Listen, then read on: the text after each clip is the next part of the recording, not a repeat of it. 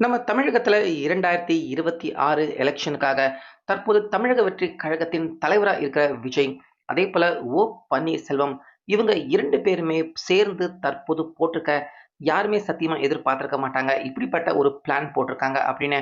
அந்த மாதிரியான ஒரு மிகப்பெரிய பிளான் பன்னீர்செல்வம் அதேபோல விஜய் அவர்கள் 2 பேருமே சேர்ந்து போட்டிருக்காங்க. இப்போ இந்த பிளான கேட்டு முன்னாள் முதலமைச்சரான எடப்பாடி பழனிசாமி, அதேபோல தற்போதைய முதலமைச்சரான மு.க. ஸ்டாலின் இவங்க மட்டும் கிடையாது. இன்னும் அரசியல் ஜாம்பவான்கள் எல்லாருமே கேட்டு மிரளக்கூடிய அளவுக்கு ஒரு மிகப்பெரிய பக்கவான ஸ்கெட்ச். அதாவது இது தப்புறதுக்கான வாய்ப்பே இல்ல அப்படின்னு எல்லாருமே நெனைக்கிற மாதிரியான ஒரு மெகா பிளான் திட்டத்த தான் இப்ப விஜய் அவர்கள் 2026 எலக்ஷனுக்காக போட்டிருக்காரு. இப்போ அந்த மிகப்பெரிய மெகா பிளான் திட்டத்துல தான் இப்ப ஓ. பன்னீர்செல்வம் அவருக்கு ரொம்ப பெரிய ஒரு ரோல் இருக்கு. இது மட்டும் கரெக்ட்டா நடந்துச்சுன்னா, நிச்சயமாக முதலமைச்சராக விஜய் அவர்கள் ஆகுறத யாராலயுமே தடுக்க முடியாது அப்படிங்கிற மாதிரியான ஒரு திட்டம் தற்போது விஜய் அவர்கள் 2026 எலக்ஷனுக்காக தயார் பண்ணி வச்சிருக்காரு. இத கம்ப்ளீட்டா கேட்கிறப்ப எடப்பாடி பழனிசாமியில இருந்து முதல்வர் வரைக்கும் எல்லாருமே தற்போது கதி கலங்கி மிரண்டு தான் போயிருக்காங்க. அப்படி விஜய் அவருடைய இந்த 2026 சட்டமன்ற தேர்தலுக்கான விஜய் அவருடைய அந்த வியூகம், திட்டம் என்ன அப்படிங்கிற தகவல்கள் முக்கியமான தகவல் இப்ப வெளிய தெரிய வர ஆரம்பிச்சிருக்கு. முக்கியமாக அதுல ஓ. பன்னீர்செல்வம் அவரு என்ன செய்ய போறாரு? இது முக்கியமாக மிகப்பெரிய அரசியல் தலைவர்கள் எல்லாருக்குமே கதி கலங்க வைக்கக்கூடிய ஒரு விஷயமாக என்ன இருக்க போது அப்படிங்கிற முழு விவரம் எல்லாத்தையுமே இந்த வீடியோவுல பார்க்கலாம். அதனால வீடியோவ கடைசி வரைக்கும் ஸ்கிப் பண்ணாம பாருங்க. அதாவது கடந்த 2, 3 நாட்களாகவே ஓ. பன்னீர்செல்வம் அவர்கள் நிச்சயமாக தமிழக வெற்றி கழகத்துல அவரு இணையப் போறாரு. ஏன்னா தமிழக வெற்றி கழகத்துக்கு உள்ள இணைச்சுக்கணும் அப்படின்னு ஓ. பன்னீர்செல்வம் அவருடைய ஆதரவாளர்கள் எல்லாருமே விருப்பப்படுறாங்க. அதனால ஓ. பன்னீர்செல்வம் எந்த நேரத்துல வேணாலும் விஜய் அவருடைய தமிழக வெற்றி கழகத்துக்கு உள்ள இணையல. ஆனா ஒரு கூட்டணி கட்சி மாதிரி ஓ. பன்னீர்செல்வம் அவர்கள் இணையப் போறாரு அப்படிங்கிற இந்த தகவல்கள் வைரல் ஆனத நம்ம எல்லாருமே பார்த்துக்கிட்டு தான் இருந்தோம். ஆனா, இப்ப அந்த தகவல பத்தி இப்ப வெளியாகியிருக்க முக்கியமான விஷயம் என்ன அப்டின்னா, இது எல்லாமே ஏற்கனவே பேசி வச்சுக்கிட்டு நடந்துகிட்டு இருக்க ஒரு ப்ரீ பிளான் தான் இது அப்படின்னு, இந்த நம்ப முடியாத தகவல்கள் தான் பார்த்தீங்கன்னா, இப்ப வெளியாயிட்டு இருக்கு. ஏன்னா, ஓ. பன்னீர்செல்வம் அவர பொறுத்தவரைக்கும், அவருக்கு மிகப்பெரிய அரசியல் எதிரி யாரு அப்படின்னு கேட்டா, திமுக அவங்க ஒரு பக்கம் இருந்தாலும், அதிமுகவுல முதலமைச்சர் வரைக்கும் அந்த இடத்துக்கு வரைக்கும் போன ஓ. பன்னீர்செல்வம் அவர இப்ப அதிமுக கட்சிய விட்டே வெளிய அனுப்புனது மட்டும் இல்லாம, அரசியல்ல தன்ன ஒரு டம்மி ஆள் மாதிரி எல்லாருமே பார்க்குற மாதிரி ஓ. பன்னீர்செல்வம் அவரு ஆகறதுக்கு நிச்சயமாக மிக முக்கியமான ஒரு காரணமாக எடப்பாடி பழனிசாமி அவரு இருந்திருக்காரு. அதனால தான் சமீபத்தில கூட பன்னீர்செல்வம் அவர்கள் பேசியிருந்தப்ப, அதிமுகவுக்கு உள்ள நான் இணையணும்னா, நிச்சயமாக எடப்பாடி அவருடைய தலைமையில நான் அதிமுகவுக்கு உள்ள இணைய வாய்ப்பே இல்ல அப்படிங்கிற மாதிரி தான் எடப்பாடி பழனிசாமி அவருக்கு எதிராக பன்னீர்செல்வம் இந்த பேட்டிய கூட அவரு குடுத்திருந்தாரு. அந்த நேரத்துல தான் பார்த்தீங்கன்னா, செங்கோட்டையன் அவரும் தமிழக வெற்றி கழகத்துக்கு வந்து இணைஞ்சிருந்தாரு. அதனால இப்ப ஓ. பன்னீர்செல்வம் அவர பொறுத்தவரைக்கும், எடப்பாடி பழனிசாமி அவர எதிர்க்கக்கூடிய ஒரு அரசியல் தலைவர் இப்ப யாரு அப்படின்னு கேட்டா, கண்டிப்பாக தமிழக வெற்றி கழகத்தின் தலைவரா இருக்கிற விஜய் அவர் ஒருத்தரால மட்டும் தான் திமுக அதேபோல எடப்பாடி 2 பேரையுமே எதிர்க்கக்கூடிய ஒரு சக்தியாக விஜய் அவர் இருக்காரு அப்படிங்கிறத இப்போ பன்னீர்செல்வம் அவர்கள் உறுதியாக நம்ப ஆரம்பிச்சிருக்காரு. ஸோ, இத வச்சு தான் இப்ப விஜய் அவர்கள் பார்த்தீங்கன்னா, 2026 இந்த எலக்ஷனுக்காக ஒரு மெகா பிளான் மிகப்பெரிய திட்டத்தையே இப்ப விஜய் அவர்கள் போட்டிருக்காரு. ஏன்னா, விஜய் அவர பொறுத்தவரைக்கும் இந்த எலக்ஷன்ல திமுக கட்சி அவங்கள பத்தி என்னதான் விமர்சனம் பண்ணாலும், திமுக அவங்கள வீழ்த்தினா மட்டும் விஜய் அவர் கண்டிப்பாக இந்த எலக்ஷன்ல அவரு முதலமைச்சர் ஆகிட முடியாது.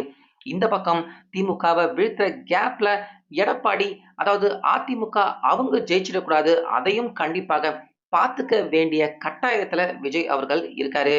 ஏன்னா திமுகவ திட்டி, திட்டி பேசிட்டு திமுக அவங்க தோத்துருவாங்க. ஆனா அந்த கேப்ல எடப்பாடி அவர் முதல்வர் ஆயிட்டாருன்னா, விஜய் அவர்கள் இத்தன நாள் பாடுபட்டதுக்கு எந்த ஒரு அர்த்தமுமே இல்லாம போயிடும்.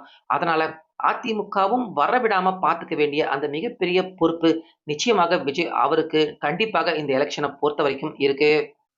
அது நடக்கணும் அப்டின்னா, கண்டிப்பாக விஜய் அவர்கள் திமுகவ விமர்சனம் பண்ணா மட்டும் பத்தாது. இந்த பக்கம் அதிமுக அந்த கட்சிக்கு உள்ள இருக்கிற மிகப்பெரிய தலைவர்கள் தமிழக வெற்றி கழகத்துக்கு உள்ள வந்து இணையிறது, நிச்சயமாக அதிமுக அவங்களுடைய பலம் தமிழக வெற்றி கழகத்துக்கு கிடைக்கும் அப்படிங்கிறத, இப்ப விஜய் அவர்கள் முழுக்க முழுக்க மிகப்பெரிய அளவுல நம்ப ஆரம்பிச்சிருக்காரு. அதனால தான் செங்கோட்டையன் அவர்கள் தமிழக வெற்றிக் கழகத்துல வந்து இணைஞ்ச உடனே, அவருக்கு ரொம்ப பெரிய மரியாதை, பொறுப்பு, பதவி எல்லாமே குடுத்து, செங்கோட்டையன் அவர வரவேற்றது மட்டுமில்லாம, இன்னும் நெறைய அதிமுகவினர்கள தமிழக வெற்றிக் கழகத்துல சேர்க்கணும் அப்படிங்கிற அசைன்மென்ட்ட செங்கோட்டையன் அவர்கிட்ட குடுத்திருக்காரு.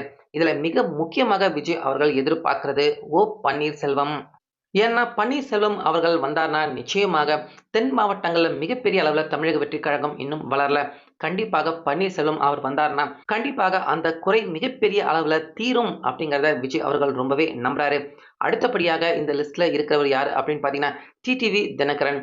டிடிவி தினகரன் அவருக்கு டெல்டா மாவட்டம் அந்த பகுதிகள் எல்லா இடத்துலயுமே தினகரன் அவருக்கு ரொம்ப பெரிய அளவுல ஆதரவுகள் இருக்கு.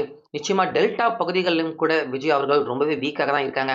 அதனால பன்னீர்செல்வம் அதேபோல டிடிவி இவங்க 2 பேருமே தமிழக வெற்றிக் கழகத்துல இணைஞ்சாங்கன்னா, நிச்சயமாக இவங்க 2 பேர் அதுக்கப்புறமா செங்கோட்டையன் இவங்க எல்லாரையும் வச்சு அதிமுக அந்த பின்பத்த கண்டிப்பாக தமிழக வெற்றிக் கழகத்துக்கு உள்ள கொண்டு வர முடியும் அப்படிங்கிறத விஜய் அவர்கள் ரொம்ப பெரிய அளவுல நம்புறாரு.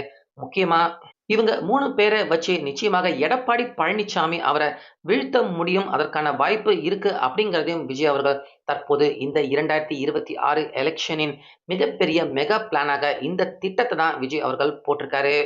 அந்த வகையில ஏற்கனவே பன்னீர்செல்வம் அவர் கிட்டத்தட்ட 40 தொகுதிகள் வரைக்கும் எதிர்பார்க்கிறாரு. அதேபோல தினகரன் அவர் வந்தார்னா, அவருக்கு ஆண்டிப்பட்டி தொகுதி கண்டிப்பாக வேணும் அப்படிங்கிற டிமாண்ட தினகரன் வச்சிருக்காரு. அந்த தொகுதியோட சேர்த்து தனக்கு டெல்டா மாவட்டம், அதுக்கு அப்புறமா கிட்டத்தட்ட 35 தொகுதிகள் வரைக்கும் தனக்கு கண்டிப்பாக வேணும் அப்படிங்கிற டிமாண்டோட தான் டிடிவி அவரும் இருக்காரு. ஸோ இவங்க 2 பேருக்கும் சேர்த்து ஒரு 70 தொகுதிகள் போயிடுச்சுன்னா, அதுக்கப்புறமா கூட்டணிக்கு உள்ள வர்றவங்க யாராவது இருப்பாங்க நிச்சயமா கடைசி நேரத்துல. அவங்களுக்கு ஒரு 30 தொகுதிகள் விஜய் அவர் குடுத்தாருன்னா கூட, 234 தொகுதிகள்ல நிச்சயமா விஜய் அவர்கள் 134 தொகுதிகள் வரைக்கும் கண்டிப்பாக விஜய் அவர்கள் நிக்கிறதுக்கான வாய்ப்பு இருக்கு. அதேபோல தமிழக வெற்றிக் கழகத்தின் மிகப்பெரிய அரசியல் எதிரியாக இருக்கிற திமுக, அவங்க இப்ப வரைக்கும் ஏற்கனவே தமிழக மக்கள் அவங்க கிட்ட போதிய அளவுக்கு கெட்ட பெயர ரொம்பவே திமுக இதுவரைக்கும் கெட்ட பெயர் தான் ரொம்பவே சம்பாதிச்சு வச்சிருக்காங்க. அதனால அவங்கள வீழ்த்த பெருசா திட்டம் போட தேவையில்ல. இப்ப திட்டுற மாதிரி இன்னும் கூட கொஞ்சம் விஜய் அவர்கள் திட்டி விமர்சனம் பண்ணி பேசினா போதும். ஆனா அந்த விமர்சனம் பண்ற கேப்ல அதிமுக அவங்க வந்துடக்கூடாது அப்படிங்கிறதுல விஜய் அவர்கள் ரொம்பவே இப்ப உறுதியாக இருக்காரு. அதனால தான் செங்கோட்டையன் அவர தமிழக வெற்றிக் கழகத்துக்கு உள்ள ஈர்த்தது போல, இப்போ அடுத்து பன்னீர்செல்வம் அவரும் பார்த்தீங்கன்னா, ஏறக்குறைய இப்போ தமிழக வெற்றிக் கழகத்துல இணைய போறது உறுதியும் ஆயிடுச்சு. அந்த கூட்டணிகள், அந்த பேச்சுவார்த்தை தான் நடந்துகிட்டு இருக்கு. அதுவும் கூடிய சீக்கிரத்திலேயே எட்டப்படும். கண்டிப்பாக பன்னீர்செல்வம் அவர் குடுக்குற அந்த தொகுதிகள விஜய் அவர்கள் நிச்சயமாக குடுத்து, பன்னீர்செல்வம் அதேபோல டிடிவி இன்னும் வேற யாராவது அதிமுக மிகப்பெரிய தலைவர்கள் இருந்தா, அவங்களையுமே கூட நிச்சயமாக தமிழக வெற்றிக் கழகத்துக்கு உள்ள இணைக்கிற அந்த முனைப்போட தான் இருக்காரு விஜய். எந்த ஒரு அதிமுக நிர்வாகி, தொண்டர்கள் யாரையுமே விடுற அந்த ஐடியாவிலேயே விஜய் இல்ல. ஏன்னா, அவங்க எல்லாருமே உள்ள வந்தா தான் அதிமுகவின் அந்த பின்பம் தமிழக வெற்றிக் கழகத்துக்கு நிச்சயமாக கிடைக்கும். அப்படி கிடைச்சா தான் இந்த பக்கம் திமுகவ வீழ்த்துற அந்த கையோட, இந்த பக்கம் எடப்பாடி அவரு முந்தி போயிடக்கூடாது. அவரையுமே இழுத்து பிடிக்க வேண்டிய அந்த கட்டாயம் விஜய் அவருக்கு இருக்கு. 2 பேரையுமே இழுத்து பிடிச்சு விஜய் அவர்கள் முந்துனா மட்டும் தான் இந்த 2026 எலக்ஷன்ல விஜய் அவர்கள் முதலமைச்சர் ஆக முடியும்.